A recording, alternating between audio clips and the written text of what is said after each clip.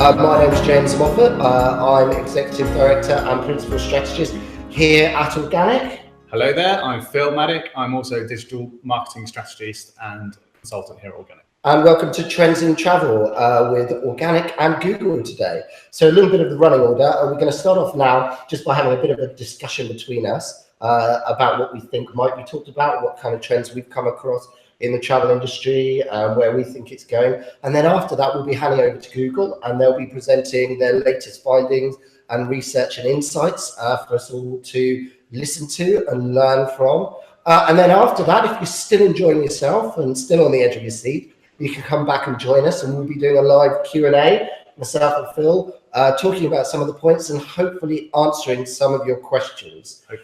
So, Phil, travel industry, I mean, it's changed a lot, right? I mean, I look back 10 years, 15 years when I started in the industry, and back then we were still, relying on classified ads in newspapers, teletext was a big deal, putting your brochure together, a big printed brochure, and most people still went to the high street, right? If they're going to book their holiday, book their flights, that's the way we did it. It's changed quite a lot in that period of time. Absolutely, yeah, it's changed massively, and it's all down to technology, mobile phones now. So we've got information available to us at the touch of a button. We can search for resources. We can find out all this information about where we want to go, where we want to stay. And it's all there for us. And we don't even need to leave our houses anymore. It's already there for us. And that means that brands have had to invest in, e-commerce websites, big platforms, integration with third-party systems, search, social content, display, programmatic, and the list goes on, right? The channels keep proliferating. Yep. The ways that the customer want to engage continues to change. And I think the important thing to remember is that this is not about companies innovating, right? It's about consumers, isn't it? Yeah, it's consumers drive this change, right? So they want more choice. They have all these expectations. Like we said, technology is just going to improve over the next year. It's going to move forward. None of this is going to stop.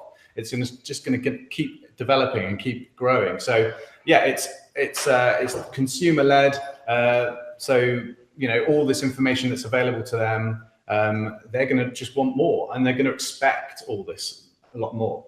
And the scary thing is that there's going to be even more change in the future, and it's going to come even faster. I mean, just talking about booking flights. So I remember, we used to book a flight, you go to book it with your holiday at the travel agents, and now you can book online, and maybe you can pay online as well. You can get your app, and you can have an e-ticket now. Well, today I was playing around with my trusty Google Assistant, and obviously, this is technology. I'm doing it live. There's a high probability that it's going to go wrong. Well, check this out for a way of working.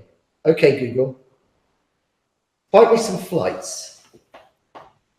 Some popular flight destinations from Exeter include Manchester and London. Where are you looking to go? Oh, I'd like to go to London, please.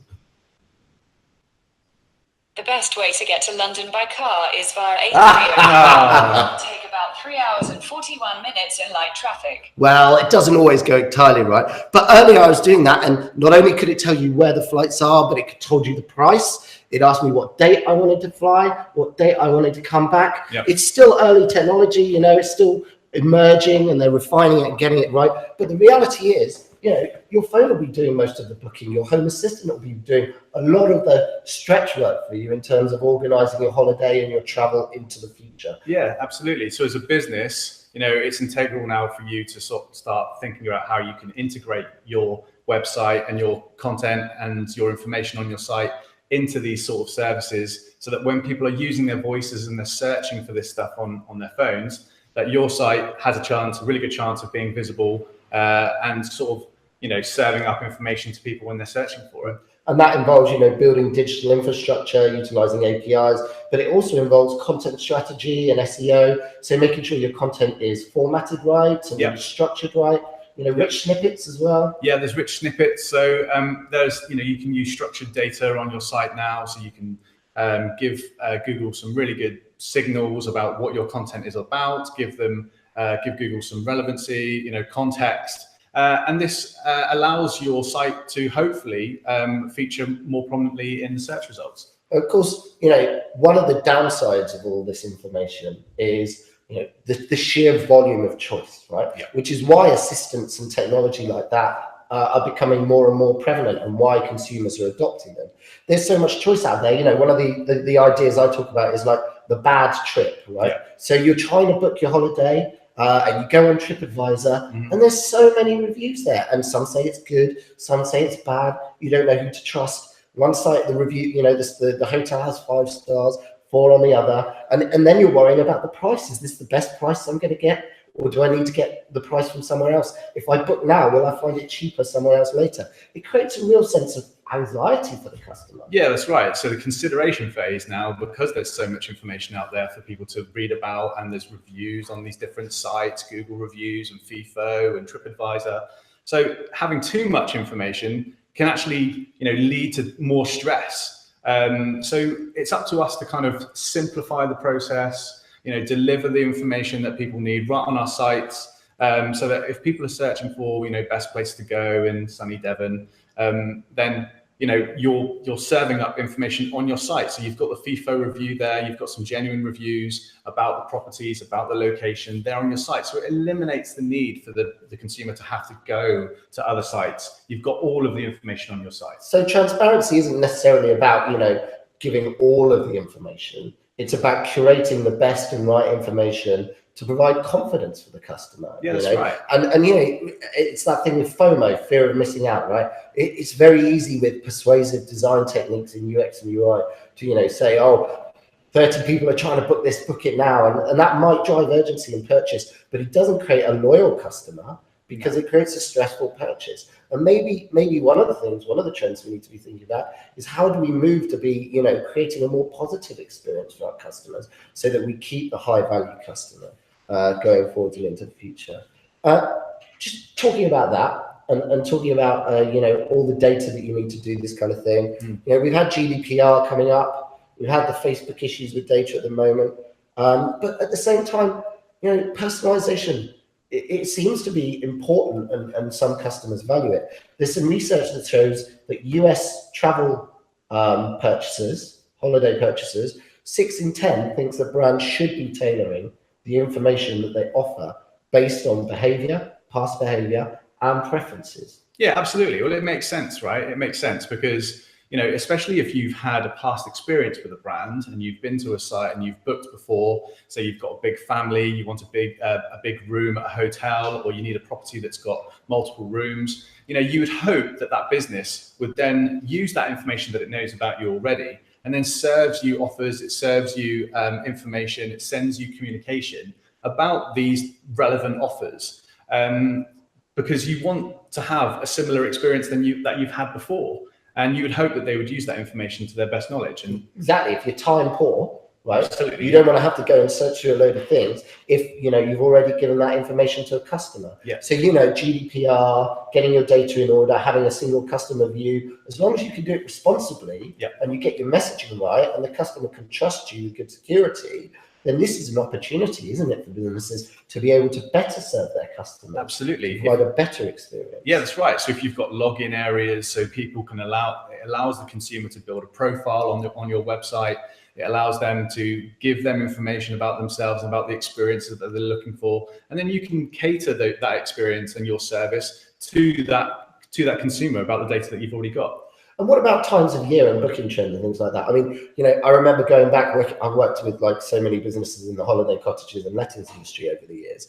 And, you know, it used to be that on Boxing Day till around the 1st of February, the vast majority of bookings happened there. It was a massive period and a big deal. That's still the case, right? There's still that behavior, but it's becoming less and less so. You know, why is that? Well, you know, price plays a massive part in all of this, right? So, you know, it's said that over the next 12 months, people are more likely to be booking short stays, so 3 nights and under, at more times throughout the year. They're not going to be booking larger holidays, you know, week-long holidays. So, you know, price plays a massive part in this. So special offers that you can serve to consumers is a really big part in this as well. Yeah, and last minute, right? You know, customers won't plan so much in advance. There's another statistic for the US market: 60% of travelers would consider an impulse trip based on a good hotel or flight deal. So you have the right deal at the right time to the right person. Someone might, you know, just say, oh, let's do that this weekend. It's quite easy to go and execute that kind of thing. And obviously we talked about this. You've got yours there, I've got mine here. Mhm. We had a bit of a play with the assistant. Mobile, a lot of consumers still feel fairly uncomfortable making high value purchases on mobile phones. But at the same time, I think it's around only 25% of ad spend now on PPC happens on desktop. That means 75% of media spend by brands is going onto the mobile device. So people are uncomfortable with it. But the stats say that mobile bookings are going to surpass, digital sales on the desktop very quickly. Yeah, it's going to grow. We know that the mobile phone plays a huge part in our lives. So we would only expect it to grow more in the future. Yes, I think during the consideration phase, awareness is super important. So people are using their mobile phones whilst researching properties, whilst researching holidays. So it makes sense that you have PPC, you have social, you have your content being served to people, and it's optimized appropriately for mobile devices.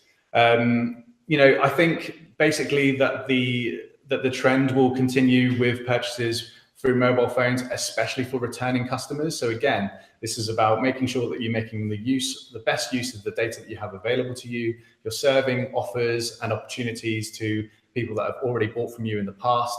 And these offers that people get delivered on their mobile phones through the email or through social media, I think they'll be more likely to book online through their mobile phone using these offers in the future.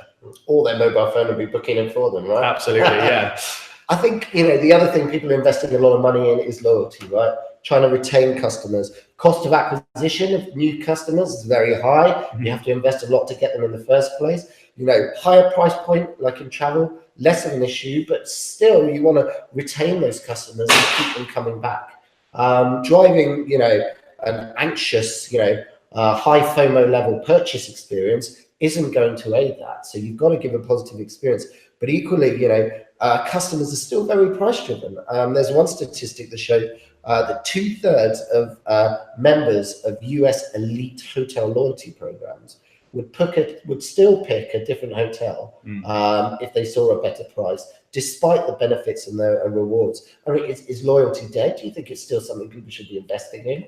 Absolutely. I mean, again, it's around our content strategy. It's making sure that we're delivering the messages to people consistently. This is on social. This is through your e-marketing strategy. So it allows you to build that relationship. And we've already discussed about having login areas and using data appropriately. So having this constant communication allows you to build your relationship with your consumers, with your customers. And I think it plays a really important part. And we've also spoken about reviews and things like that, having those on your site. So having that relationship with your consumers throughout the year, serving them offers, I think it plays a really, really important role. Even though at the end of the day, if you're beaten by price, people can kind of drift.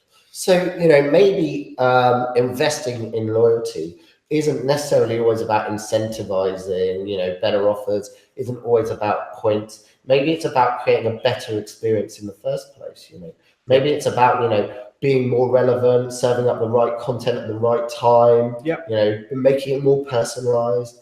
Maybe loyalty will come by investing in your customer experience. Absolutely. And making it a pleasure to book your holiday instead of the potentially, angst-ridden experience of, am I going to see an ad in 10 days showing the same holiday for 20% less? Or, do I need to book this now because the opportunity will be gone in 10 days? If brands can begin to think intelligently about their experience to create those positive customer engagements, then, customers will come back because it's a pleasure and not a chore. That's right.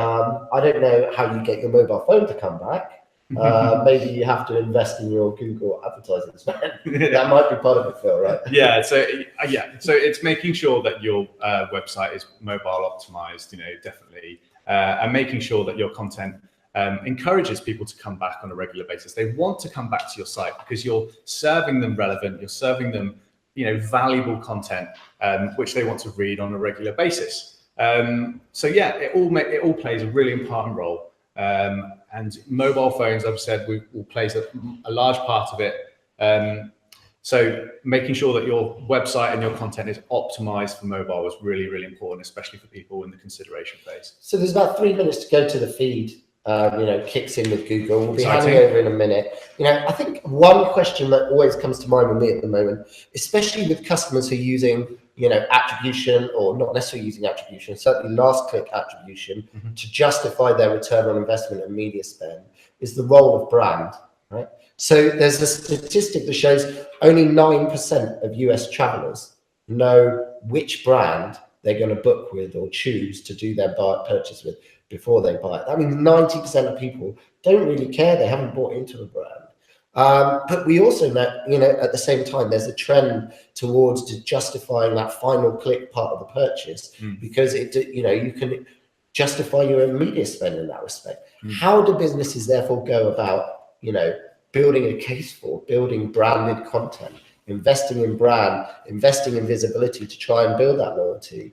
When it seems that only a smaller amount of customers appeal to it, and everyone's chasing that final click all of the time. Attribution, things like that, they're important now.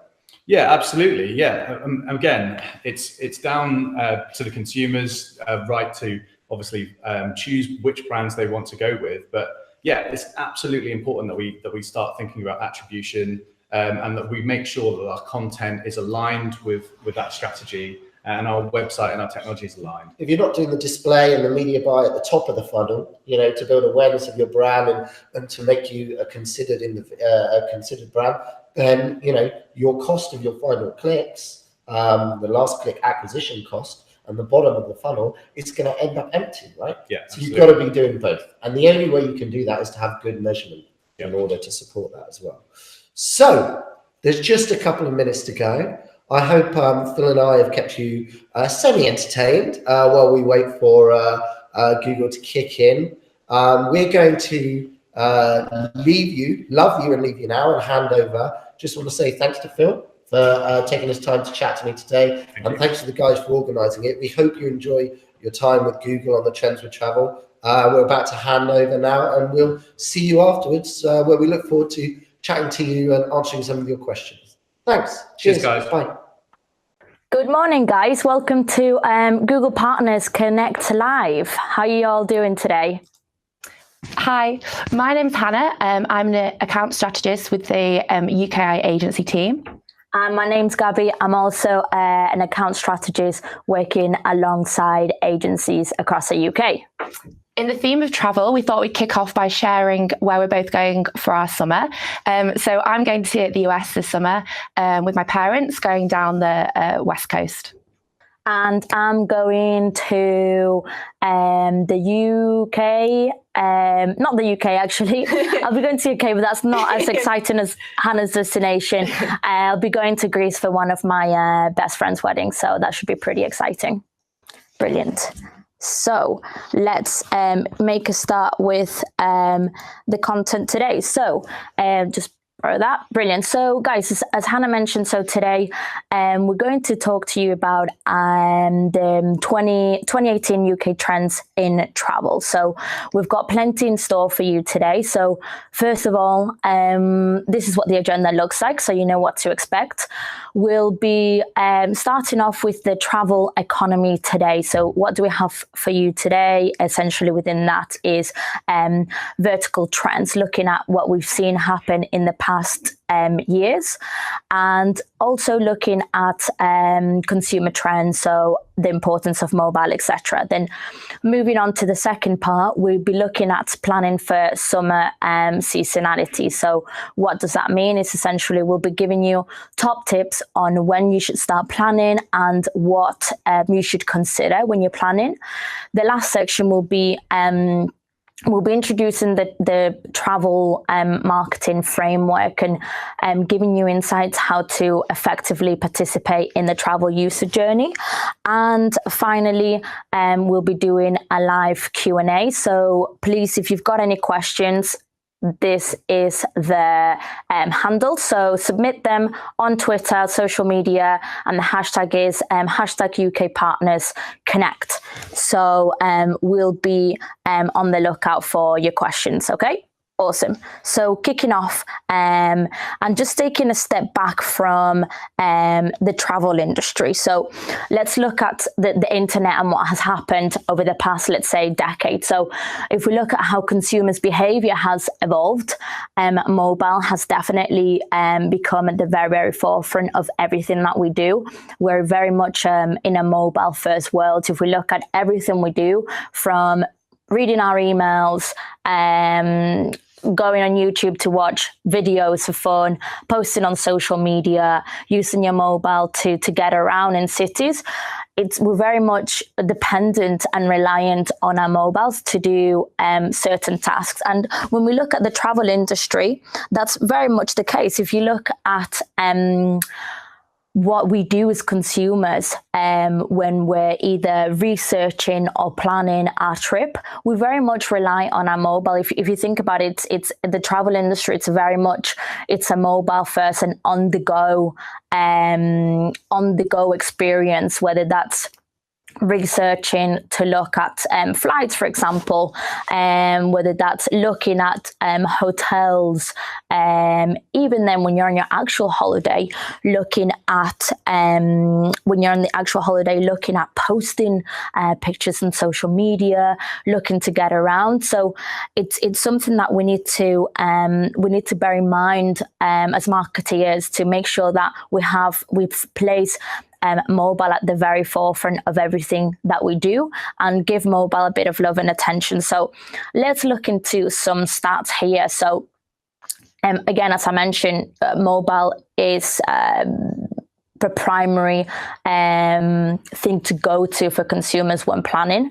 So if you look at some stats here, 40% of travelers begin the destination research with a Google search on a mobile device. So again, it's really no surprise to see that even when I look at my own consumer behavior, I do exactly the same thing.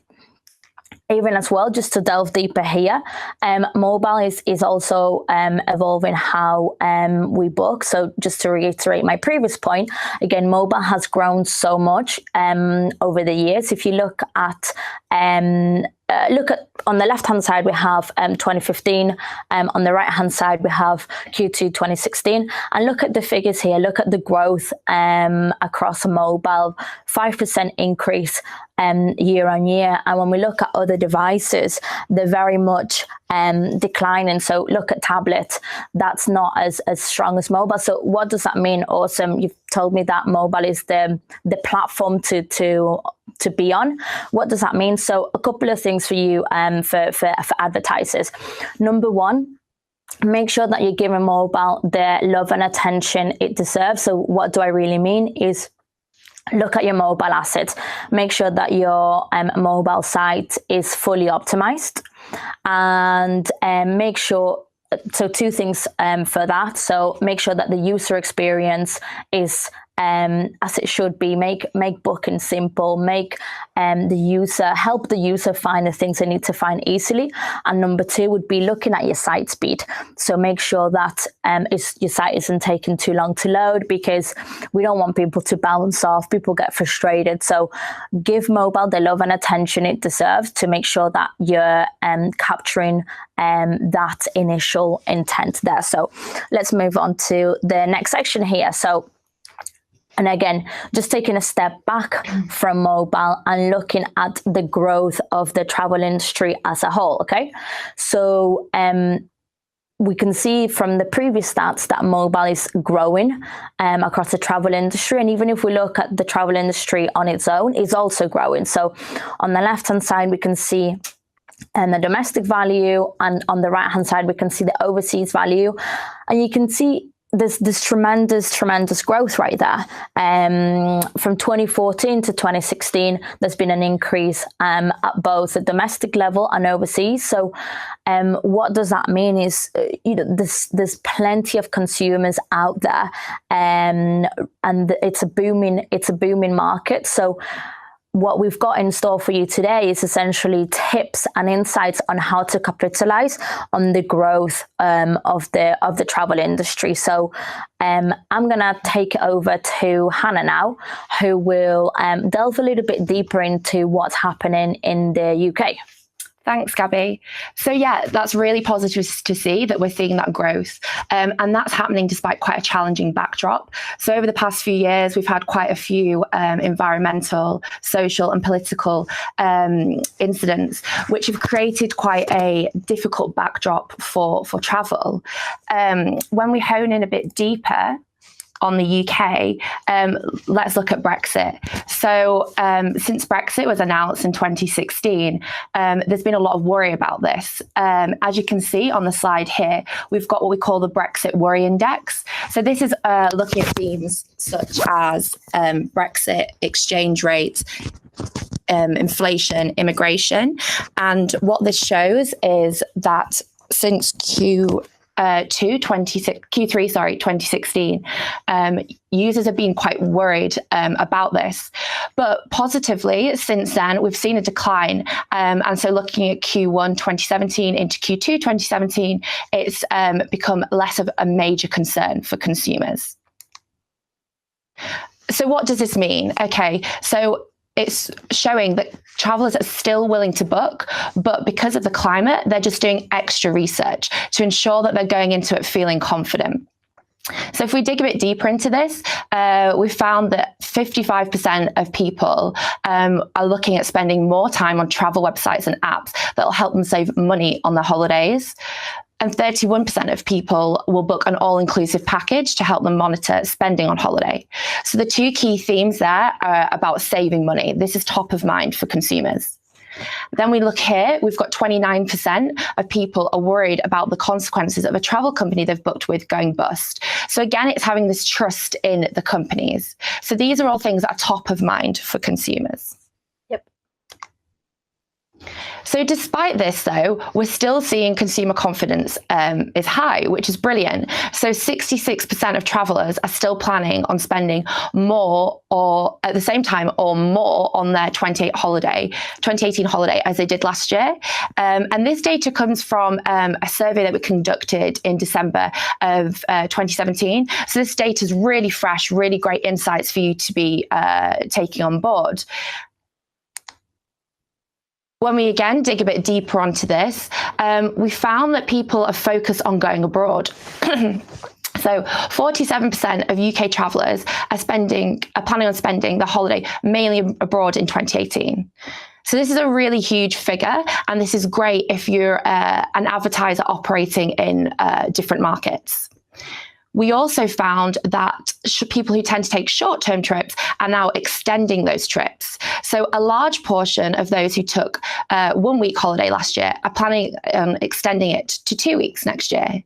So to summarize, we're seeing people are going abroad and for those longer trips. So again, what are these consumers looking at?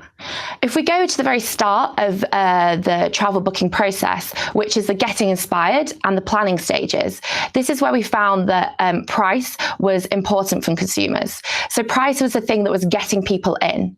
But then we found that as it came to the later stages, such as booking, that wasn't such a primary factor anymore.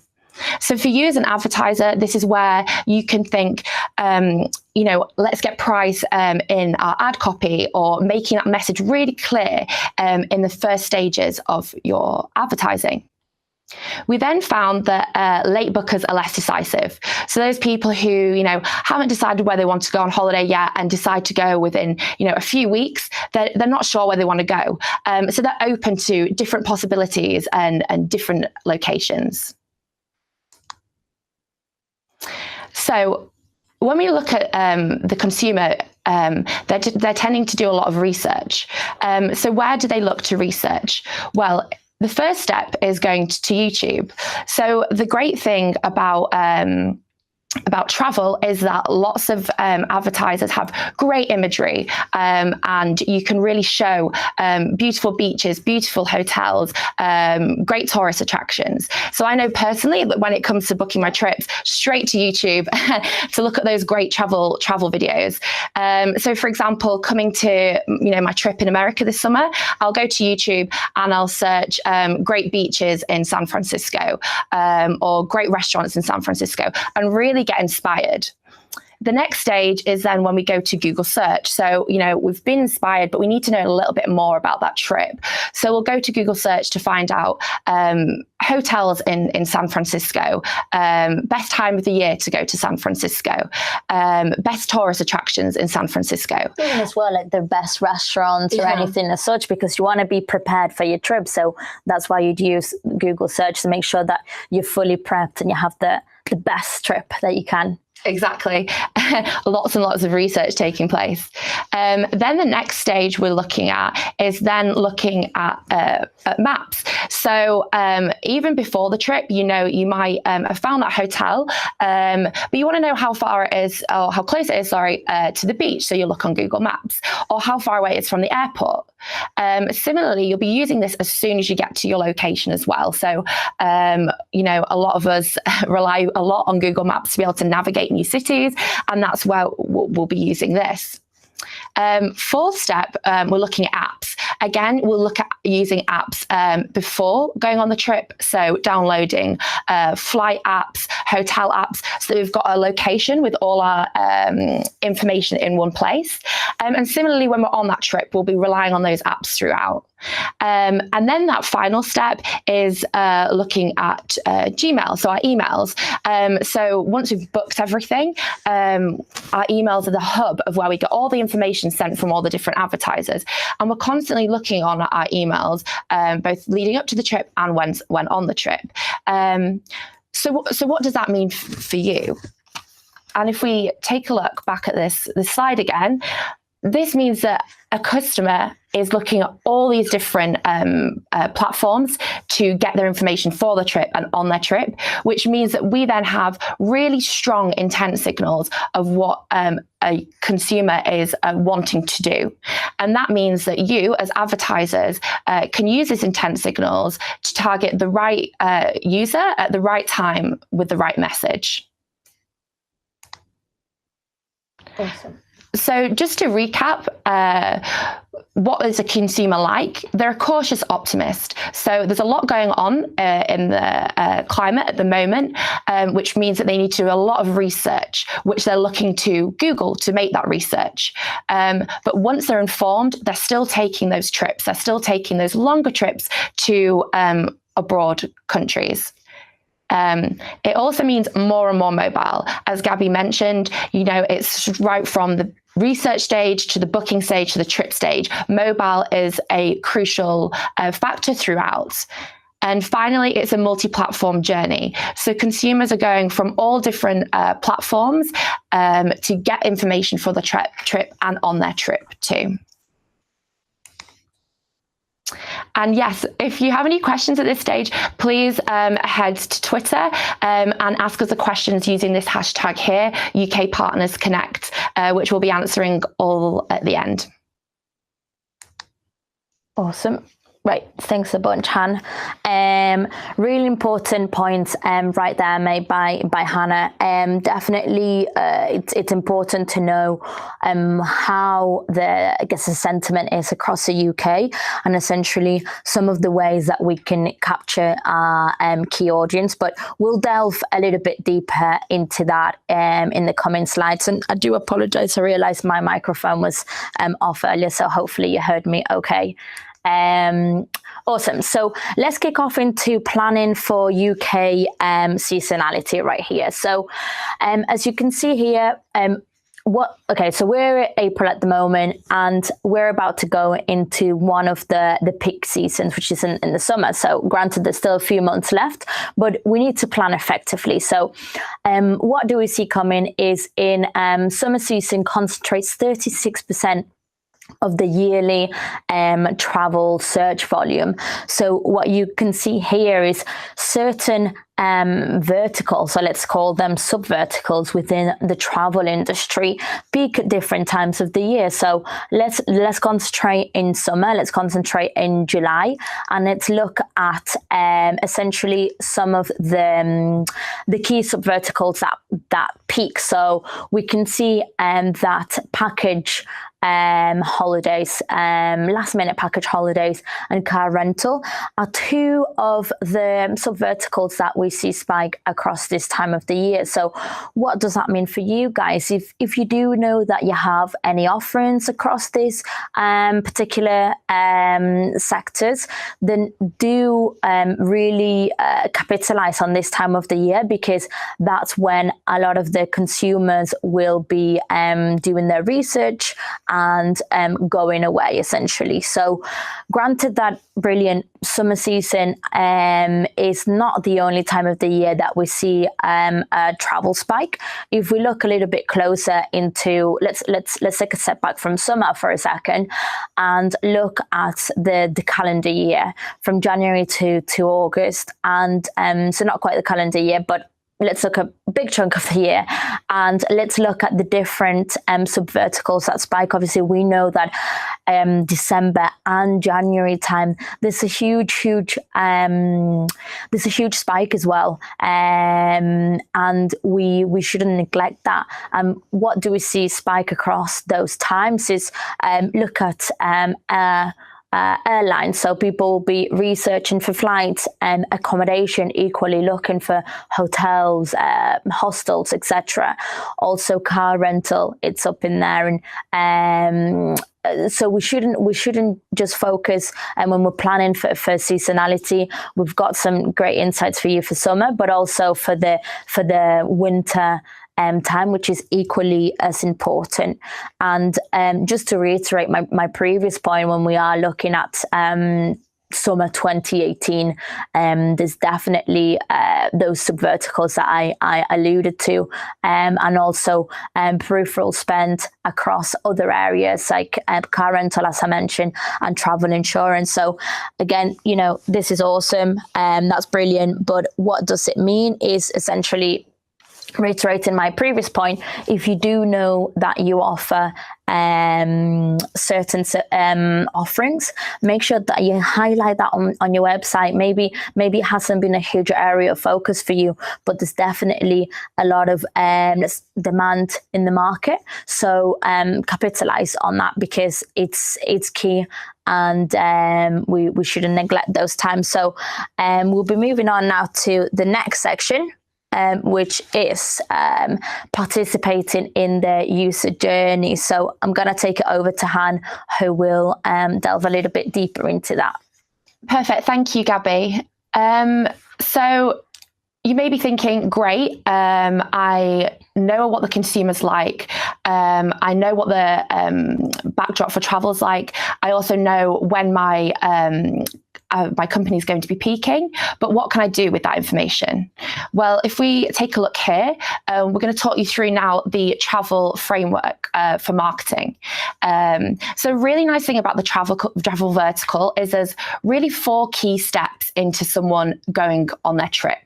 So if we go right back to the beginning, let's start at the getting inspired stage. So this is where the consumer isn't really sure about where they're going. They have a few ideas and they're looking to find out a bit more about what they want to be doing. And that's where you as a advertiser needs to be there at what we call the C stage. So you need to be really building your brand memory and structure out there. The next stage we're looking at is the planning stage. So the consumer is, got an idea of maybe what country or what city they want to go to, a rough idea of what time of year, but they really need to find out the logistics. So, the hotels, the attractions there, the currency, things like that. And that's where you as an advertiser needs to be there at the think stage. So you need to be there so that when the consumer is coming to do more research, they're thinking of you. The next stage is then the booking stage. So this is when the consumer knows exactly where they want to go and how long for, and they're going online to book those things. And that's where you, as an advertiser, needs to be there at that do stage. We do find that a lot of performance-based advertisers tend to really focus on this stage because it's where a lot of the action's happening. But it is really important to kind of see it as a bigger picture. If you're really investing and putting creative into the earlier stages, so those C stages, it really assists in sales and transactions later down the line. So it's really good to view this as a holistic picture. And then finally, we've got the post-booking and trip stage. So this is when the consumer has booked everything and they're on the trip or even following the trip. And that's where you as a advertiser needs to be there at the care stage. And really, the great thing about being here at this stage, which again is sometimes overlooked, is that that's really creating great customer experience, which also then can hopefully lead to repeat purchases in the long run. Perfect. So we're just going to dive a bit deeper into each of these stages now. So let's begin with C. So this is where, as I mentioned, you as an advertiser need to be building those brand memory structures, really getting your brand out there. So how can we do this? So the great thing about travel is that you've got all that great imagery and it's really inspiring. And that's why this stage is a really great stage to make the most of. So if we come to targeting, we'd recommend keeping it quite broad at this stage because you're really trying to raise awareness. So you could look at doing things like gender or age targeting or custom affinity. The formats we'd be looking at, as we've mentioned, is going to YouTube. So looking at things like TrueView in-stream, bumpers, the masthead, because this is really where you capture the most audiences. I think just to add on to what Hannah is saying here, I think if you do have video assets, creatives, make sure that you use them, leverage those assets, because I think when I'm planning my trips, I love seeing these beautiful beaches, white sand, or even if it's a city break, I love seeing those beautiful city sites with monuments, etc. So there's a lot of times where I've seen a lot of advertisers, a lot of travel clients have a bunch of amazing video asset that is completely unused. So you've invested in that. That's essentially an asset. So make sure that you do use that across different channels, not just on your website. Also use it on YouTube, for instance, and make sure that your consumers can get inspired. And it might give them, that might give you the edge over your competition, you presenting that beautiful destination versus a competitor that decided not to do so. So I think definitely, in a nutshell, if you've got video asset, make sure you leverage that.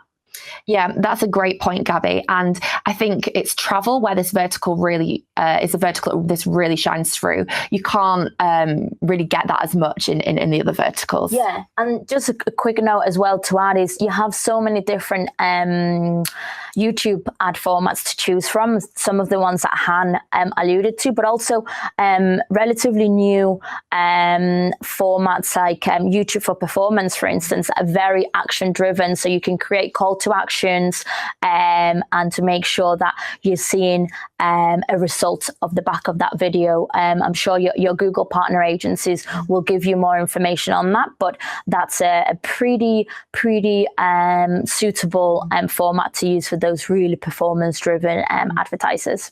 Yeah, brilliant. Great point, Gabby. And then again, to look at measuring it, you can look at doing ad recall and brand interest through things like brand lift surveys or YouTube for Performance, as Gabby mentioned. And again, if these are things that are quite new to you, then as Gabby said, these are the conversations that you can be having with your Google partners. Okay, so great. We've got the brand awareness out there. That next stage is think. So we need to have your brand top of mind for when a consumer is coming back to do further research. So how can we get to these audiences? So first of all, this is where targeting can come more into play, and we can really hone in on who we want to reach. So things like in-market audiences is a great one. Recently, I think it was at the beginning of this year, actually, we added over 200 new travel destinations to in-market. So this is a great one to be leveraging right now. Similarly, you can try things like similar audiences to reach new customers, or customer match to leverage existing CRM data. We can also look at things like consumer patterns and life events for any TrueView activity. Life events is a really nice one. Again, something quite new at the end of last year, which lets you target consumers based on major life events. So something that might work nicely is you can target people based on if they are getting married. So you can find someone who is getting married within a 3-month window, and you could target them with video ads for their honeymoon. So this is a really nice way to get consumers, and it's going to differentiate yourself from competitors because it's a relatively new feature. Yep, completely agree. And even as well, other events that you could leverage, whether that's students recently graduating, is, well, we know so many students, so many young people go abroad on those post-graduation holidays. So again, there's definitely a lot to leverage by using live events. Mm-hmm. Yeah, brilliant. So again, those formats we mentioned looking at things like TrueView Discovery, TrueView InStream, bumpers, and also working into display and also search, because really when it comes to think, consumers are going across the whole platform to get information. And finally, when measuring that, again, looking at things like brand interest and search uplift. Great, I'm going to hand it over to Gabby now to look at Do. Awesome. So cheers for that, Han. So moving on to sort of lower funnel stage activities. So looking at Do, so make sure that you do own the moments when people are ready to buy, and make sure that you make the purchase as simple as possible. Don't overcomplicate things. Make it easy for your consumers. So let's look a little bit into this. So looking at your targeting, so Han already alluded to a few different targeting methods. Again, here is an example of more. So making sure that you leverage your audience data. This is so key. You have the likes of RLSA, returning visitors, similar audiences, even customer match. Use that data, leverage that data to capture consumer interest. At the end of the day, we always, I'd say 9 times out of 10, returning visitors and audience solutions perform much better than new visitors when you look at key metrics like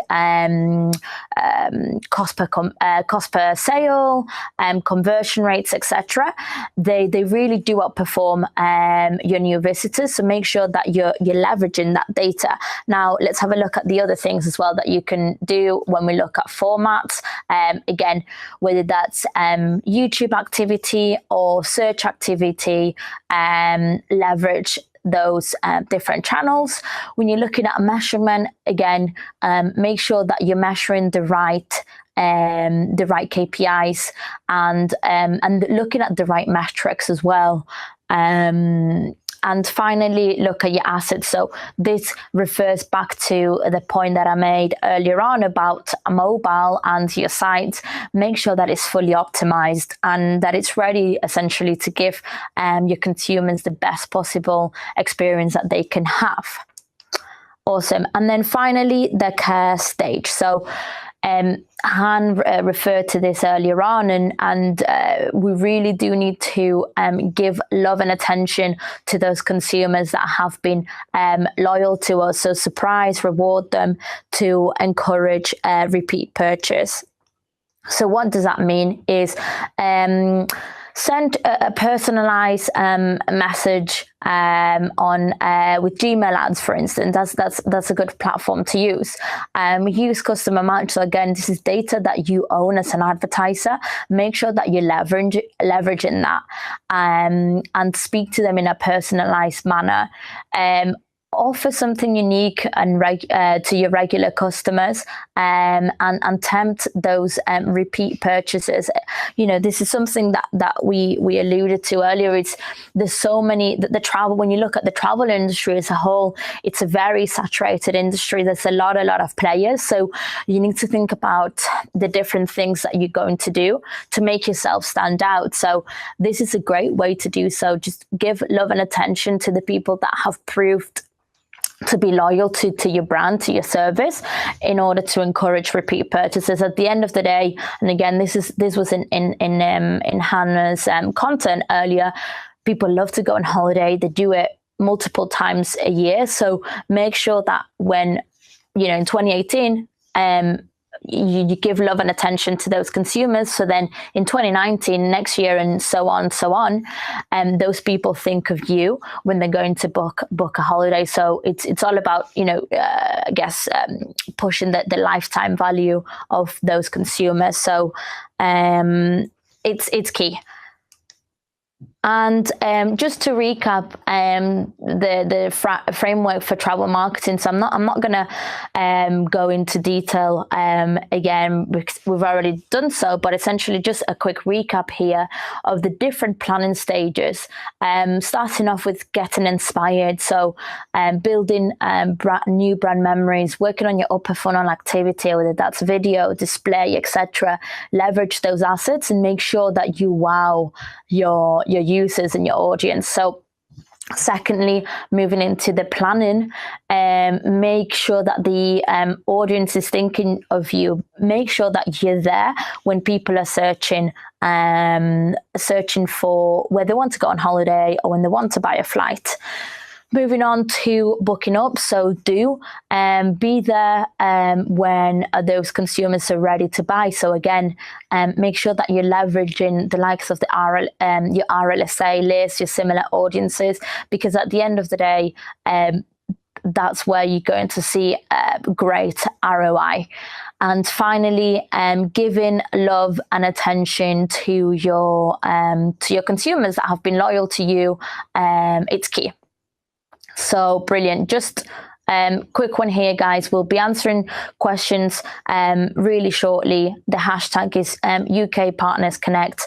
Feel free to share your questions with us, and we'll try get to as many questions as we possibly can. So I'll be taking over to Hannah, who will look at one last final section before we move on to the questions. So there you go, Han. Thanks, Gabby. So you might be watching this thinking, okay, great. We've got a really clear idea of what strategy we need to put in place for our company. But what's that next stage? Well, that's when you can start to look at export. So a great tool to use is our external tool here called Market Finder. And just head there, you simply put in the URL of your website, and it will then populate with the different markets which are best suited for you to expand into. So there's lots of really key, great information in there. And if you're inspired by this and want to take it further, this is something that you can definitely work with your Google partner agencies on and explore and expand to work with different markets. And again, I think just to go back to one of the previous points that we'd made earlier is when you look at the overseas value of the travel industry, there's definitely a lot of potential out there. So again, if the travel industry in the UK, it's very saturated, and there's a lot of opportunities internationally. So make sure that you are leveraging that. If you do have the capability to do so, make sure that you introduce international campaigns across your AdWords account. Look at international targeting to make sure that you're tapping into those markets that's the demanding and also growth. So I'm sure your Google partners will give you plenty of ideas, but I guess just a quick one to start would perhaps be, let's say, look at markets that have the same language. So English, that would be the easiest one to go to. Is, are you targeting Ireland, for example? There's a lot of times where that's, you know, that area is missed, and it's an opportunity that's out there. So, and don't just focus on the UK, maybe look at Ireland as well. It saves you translating your website, for instance, and translating your campaign. So that's just giving you a bit of food for thought.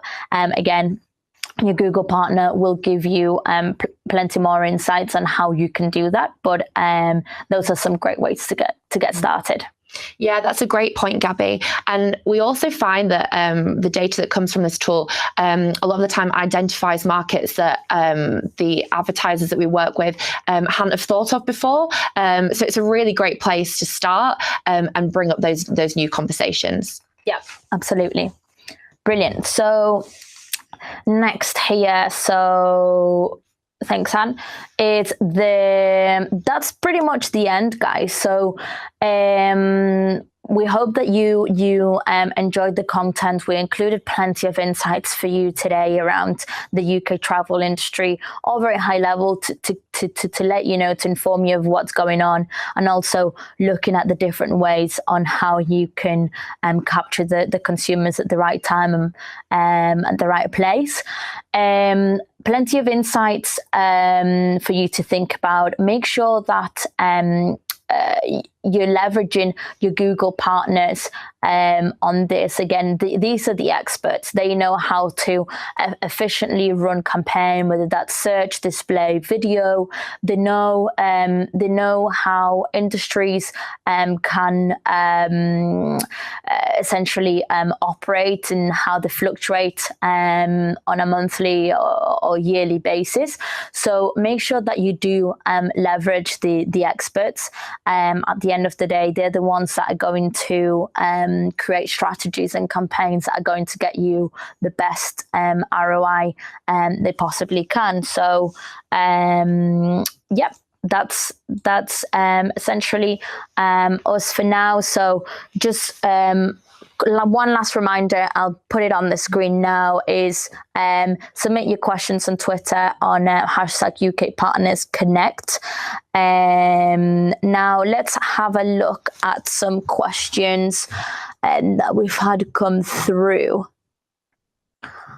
Give me 1 second. I'm just looking at some questions here. So brilliant. Question number 1.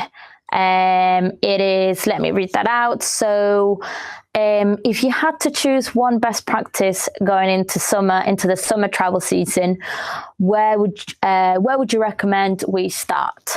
So Hannah, I'll let you take that over. Yeah. Thanks, Gabby. I'll take this one. So yeah, we've given you lots and lots of insights today, and it can sometimes think, okay, so which is the one that we need to really pinpoint or really begin with?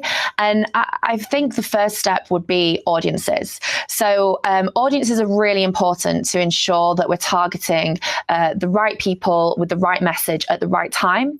And we find that when you've got audiences in place, it really drives the best ROI.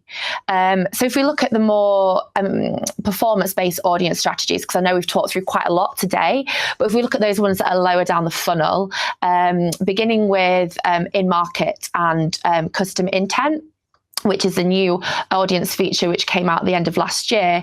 And essentially those let you target consumers that are interested in your product. So this is a really great one to begin with. And I think that the next stage would then be looking at those remarketing lists. So things like RLSA, and ensuring that we have those in your account across all campaigns. And this is a great way of re-engaging with those customers that have already been to your site or have already purchased before. And then building on top of that, looking at similar audiences, so for search and display, you can use your remarketing lists and then find consumers who are really similar to your current customers that you haven't reached yet.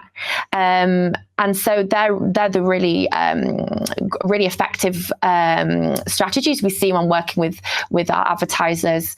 And then finally, making the most of the data you've got into your CRM and using customer match. As Gabby mentioned, that care stage is really important and often overlooked. So it's really good to capitalize on that as well. Yeah. So yeah, I guess in summary, it would be capitalize on audiences, really work on those lower funnel audiences, in market, custom intent, through to RLSA and similar audiences, and then to customer match. Just to add to Han's question right there, to Han's answer is we often see the likes of similar audiences and customer match unused across accounts. And it's essentially really rich data that you own that gives you a really good idea of potential high qualified consumers. So as well, let's think of similar audiences, for instance.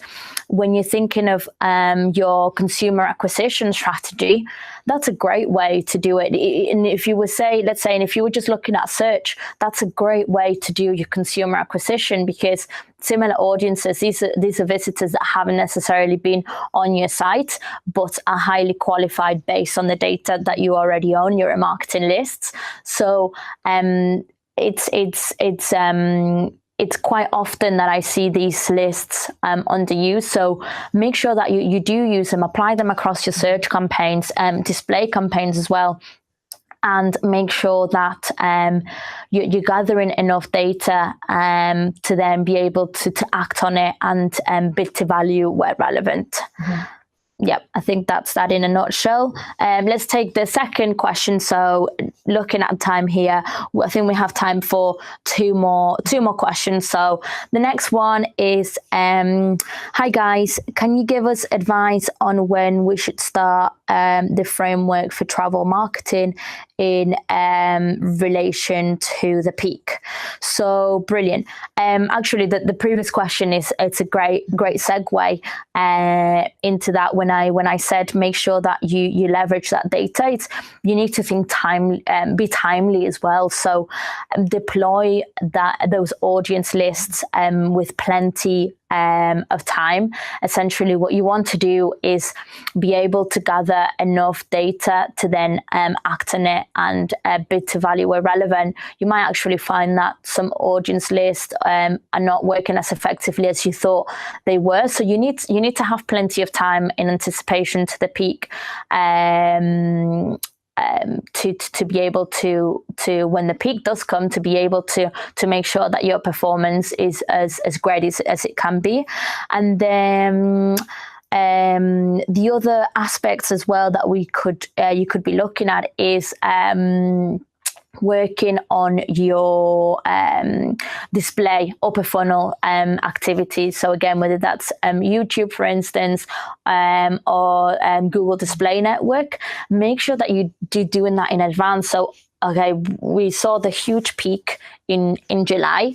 Make sure that you're doing that way in advance, whether that's starting in end of May across throughout June. Make sure that you are building enough awareness and targeting the right people, whether that's using affinity audiences, as Han mentioned, in-market audiences as well. Make sure that you're doing your display and upper funnel activity way in advance for then to be top of mind for those consumers, that when they do get to the think stage, which will be in July essentially, they already think, oh, actually, I saw that advertising on YouTube. They have a good connection with the consumers. And as well, just something to add is one of the great things about that you can do now, of fairly recent ish across YouTube, is you can create a video remarketing list. So anyone that's watched, let's say, an in-stream ad, anyone that's watched that, you can create remarketing lists that then you can deploy across search. So again, it's all about make sure that you're planning effectively, and it's a great way to do so, because then you have your upper funnel activity, YouTube complementing your lower funnel, your search. So there's definitely a lot of different channels that you can leverage in different ways. I think as well, it's good to be mindful of what your company is. So really go back to the slide we showed when seasonality peaked. But if you look at something like cruises, that's more of a luxury product. It takes a lot more time for someone to decide to purchase it. So it's a much longer purchasing window. So plan in relation to that. Whether when it comes to something like travel insurance or airport lounges or airport parking, that's something that consumers tend to decide on much closer to the trip. So it's really worth bearing in mind your company and your path to purchase and planning in relation to that as well. Yep. And I think we'll take the last two. Just conscious of time here, but we'll take the last two briefly. So let's do this one. It says, "Hi, thank you so much for today. Really insightful. What are some of the best ways to identify and reach travelers from other regions who are considering visiting the UK?" So yeah, Hannah, I think this works. So a really great tool to go with is the EMEA travel dashboard on Think with Google. And this is really handy. So what you simply do is you head there, and then it'll give you lots of different sub-verticals within travel. So you can select, say, air or rail. And from there, you can select the country. So you could select people from the UK, and it will then populate the most popular areas that people from the UK are traveling via air to. So from the UK, the top places are, say, Spain, Italy, the US. And then similarly, you can also select where in the world people are traveling to the UK. So it might show that people from Italy or Portugal are the most likely to be traveling to the UK. And you can select it by quarter as well. So you can find out where in the year you want to target that. So that's a really handy tool. And the data's shown really in a great way. So I'd really recommend starting there to find out. And then this kind of ties in nicely with those kind of export conversations that you can also be having with your Google partner. I think as well, just to add to what Han just said, there is even, granted that we at Google, we have plenty of internal tools that we can use, but even myself, when I'm liaising with my travel clients, I use some of these external tools that are really, really great, plenty of really useful insights. So definitely worth checking out. Mm-hmm. I think we'll take this final question, which reads the following. So, hey guys, I have a quick question here. How can we accurately track the result of awareness campaigns higher in the funnel and make sure that we're reaching the right people? So, brilliant. Okay, so a couple of things here that we alluded to throughout the presentation today is you can, if you're doing, depends what you're doing, basically. If you're doing YouTube video activity, you can leverage the likes of the brand lift studies, and when you can select essentially get a good grasp of the success and the performance of your campaign, you can select different metrics, whether that's ad recall, brand awareness, etc., and essentially get an insight into how effective your advertising was. That'd be an option. And then number two, I would say, okay, accurately tracking the results of awareness is making sure that you're looking at the right metrics, and also avoid comparing like for like when you see search and display, or even video, for example, because we know that upper funnel activity comes at a dearer cost. That's your consumer acquisition piece. So it does generally, when we look at key metrics like CPAs, conversion rates, click-through rates, they do tend to be generally slightly higher. So CPAs tend to be higher, conversion rates tend to be a little bit lower, and CPCs tend to be, or cost per views tend to be a little bit higher. But essentially, it's something that we shouldn't avoid and shouldn't be put off by this slightly higher cost, because at the end of the day, this is a key part in the journey. That's where you if you're not seen, then you'll miss out on a lot of potential and qualified consumers. So avoid doing a like-for-like comparison. And maybe something to give you food for thought is make sure that you have very defined budgets, one for branding and one for, let's call it, your performance search side of things, because there'll be a lot of times where we just see advertisers that have one big budget and they split it in different channels, but then if they don't see the results from display, they just shift that towards search. But that's a big mistake to make. Essentially, make sure that you have defined budgets from, okay, this is from our upper funnel branding awareness activity, this is for search, and never have the same expectations. And at the end of the day, when we look at the display side of things, we know that it assists a lot of conversions further down the funnel, even looking at view through conversions, etc. So make sure that you're leveraging all channels and tracking them differently. But yep, I think that's that. That's us for today. Thank you so much for listening to us. We hope that you found it insightful, and have a great week. Yeah, thank you. Goodbye. Thanks, guys. Bye-bye. Have a good day. Cheers. And welcome back to Organic HQ. Thank you so much to Gabby and Co over at Google for their research and insights that they sought with us today. Thanks to the effort everyone went there. Apologies for the slight technical hitch with the automatic feed not clicking over. These things happen, but we got you the link and you didn't miss anything really. So we'll be sharing that information afterwards as well. So Phil, a few topics and things to talk about there. Let's just start where Google did at the top with trust. Signs for cautious optimism, they said. Higher consumer confidence, people potentially likely to be spending more on holidays, and in addition, booking longer holidays. So yeah, thoughts on that? Yeah, so again, I think a lot of the presentation was about putting the customer first again, and finding out more about the customer. So yeah, I think it was a bit of a surprise actually about the stats they had about people looking to go abroad and things like that, but that shouldn't put us off our content strategies and things like that. No, well, it's good news, isn't it? If the customer is looking like they've got a bit more intent to purchase, then we can go out there with a little bit more confidence about our budgets and how we go ahead with communicating with them. But a couple of things that did come through were very important.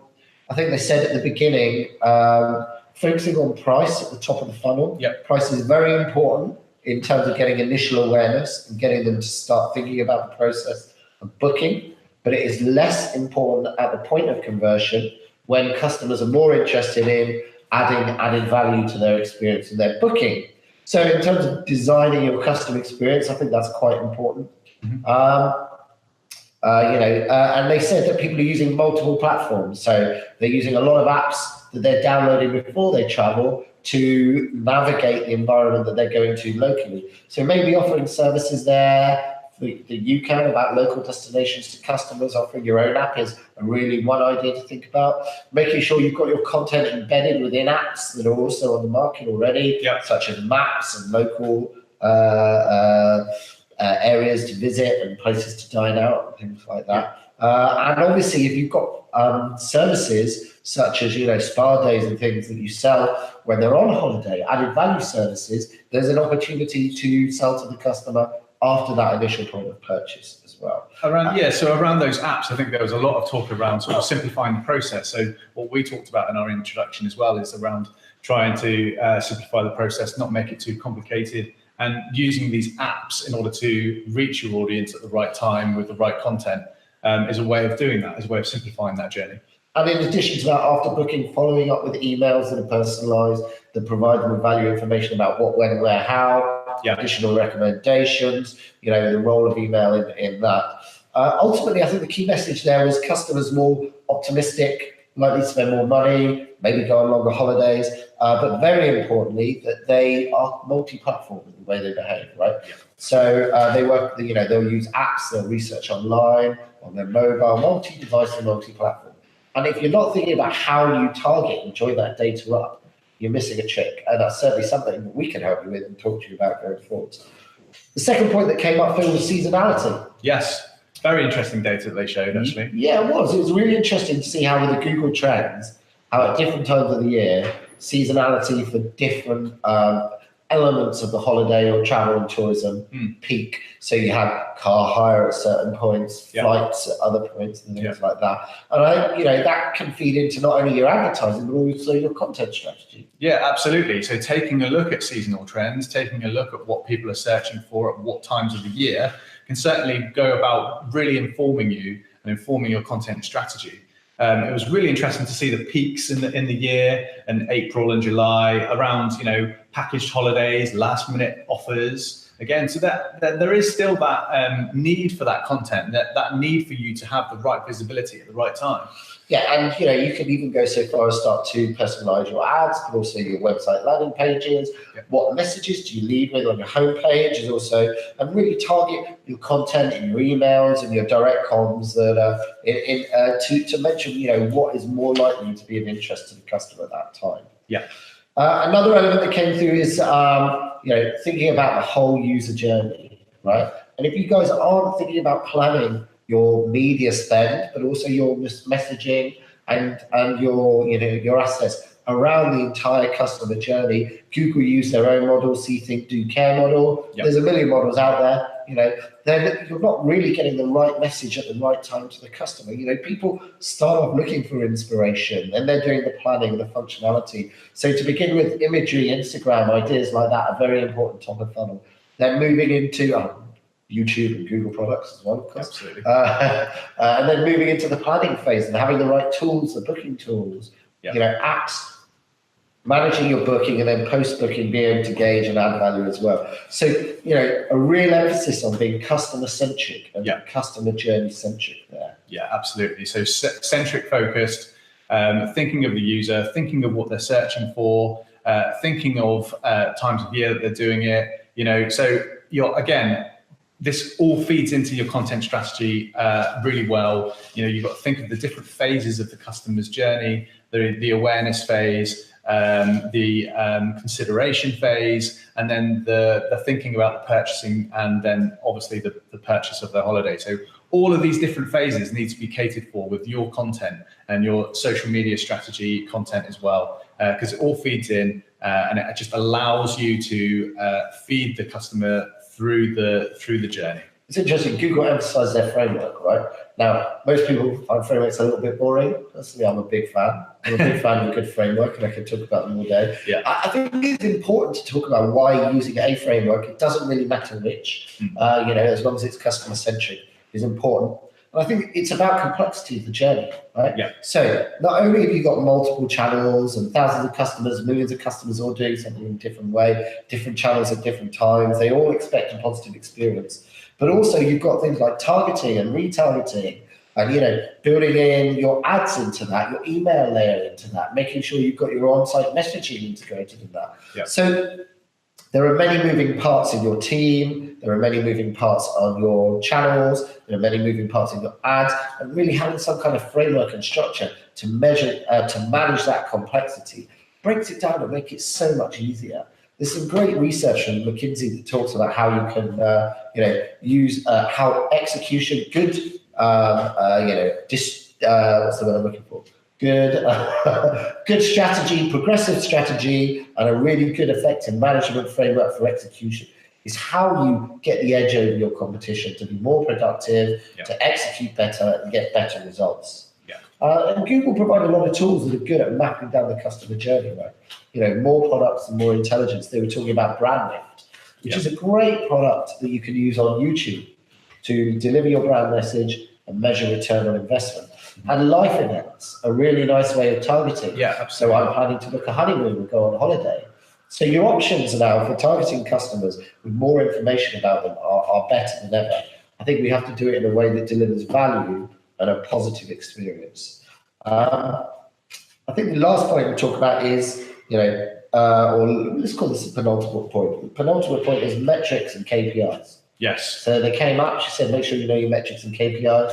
Yeah. Sounded a bit throwaway. Yeah. But, you know, it is important to know what you're measuring and why, and not just to focus on the right metrics for the wrong sake. Absolutely. So if you're putting your framework in place and you've got a plan together and you're putting all these steps in place, you're going through the trouble of putting all this together, then you need to know that what you're doing is actually being successful, right? Yeah. You want to know, you want to be able to measure success. So it's vital that you have the right KPIs or key performance indicators in place. You're looking at the right metrics and you're getting the right signals about how your campaign is doing, so you can get the right return. Yeah, and ironically, the challenge today isn't getting hold of the data. There's more data than you can, you know, throw a stick at. It's getting the right information at the right time. So, you know, I was talking to someone on LinkedIn this morning. We were talking about the Witherspoons thing.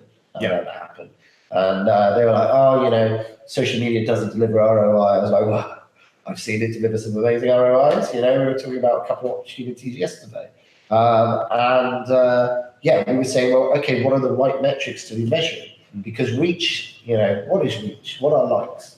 Engagement, yes, it's a good hygiene metric, but ultimately, if it's not driving sales and you cannot attribute it, don't spend your money and effort on it, right? Yeah. So getting the right metrics, being smart about what you measure and understanding how you use them, how you leverage those metrics to improve your marketing is critical. Yeah. And that's always something that we're trying to help clients with all of the time. Yeah, and again, it's about thinking about your customer's journey again. So at what phase of the journey are you at? Are you in the awareness phase or are you in the purchase phase? So again, your metrics and what you're going to be looking for and measuring are going to change and adapt depending on that journey. And the job, right? If you're optimizing the copy for an ad, it's a different metric you want to look at that if you're measuring the money at the end of the day. Yeah. So although you need to have sight of both.